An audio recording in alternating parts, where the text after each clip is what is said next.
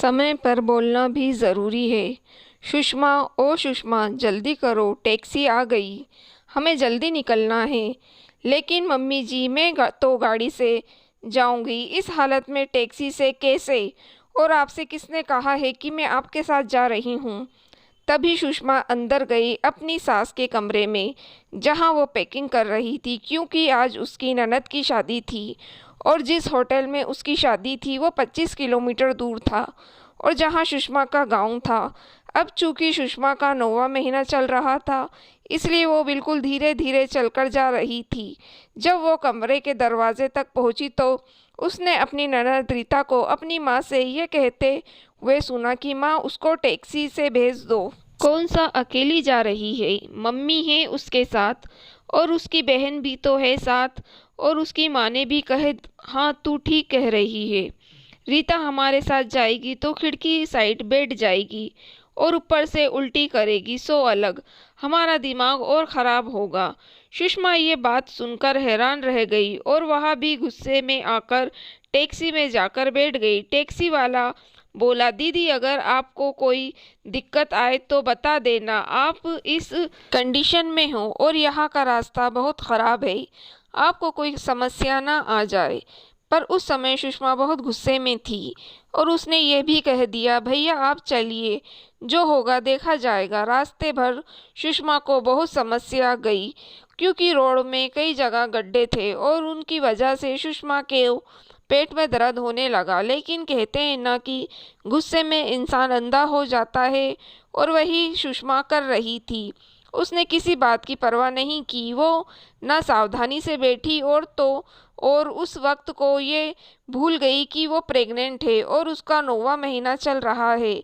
इस सब का उसके बच्चे पर भी कोई बुरा असर पड़ सकता है। सुषमा को उस वक्त सिर्फ अपनी ननद और सास की बातें याद आ रही थी कि कैसे उन्होंने कह दिया कि सुषमा टैक्सी से चली जाए और वो दोनों गाड़ी से आएंगी।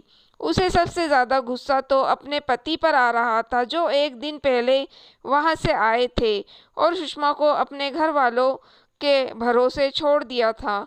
होटल पहुँचते ही उसे उल्टियाँ शुरू हो गई और वो एकदम परेशान हो गई।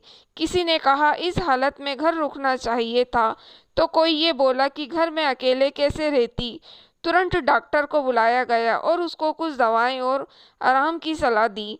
जब रीता और उसकी माँ होटल पहुँचे तो कुछ ही देर में शादी के फंक्शन शुरू हो गए और सुषमा आराम भी नहीं कर पाई। उन्होंने सुषमा को नेक के नाम पर भी परेशान किया कि इकलौती ननद की शादी है और इकलौती भाभी हो तुम, तो तुम्हें ये करना ही पड़ेगा, जैसे कि जयमाला में तुम्हें होना चाहिए। और उसके बाद भी उस समय सुषमा कुछ नहीं बोल पाई, ना किसी को ये बता पाई कि उसके इस भागदौड़ में कुछ खाया भी नहीं और अगले ही दिन उसे उल्टियाँ होने लगी। शादी की वजह से किसी और ने और खुद उसने कोई ध्यान भी नहीं दिया। विदाई के बाद सभी चले गए और सुषमा के पति उसे लेकर हॉस्पिटल चले गए और जो बच्चा 10 दिन बाद होना था वो 10 दिन पहले ही इस दुनिया में आ गया। सुषमा की हालत का असर उस पर भी पड़ा और उसे पूरा 1 महीना हॉस्पिटल में रुकना पड़ा। उस समय सुषमा खुद को उस अपराध बोध में से इतना घिर गई थी कि कुछ समझ ही नहीं आ रहा था कि वो क्या करे।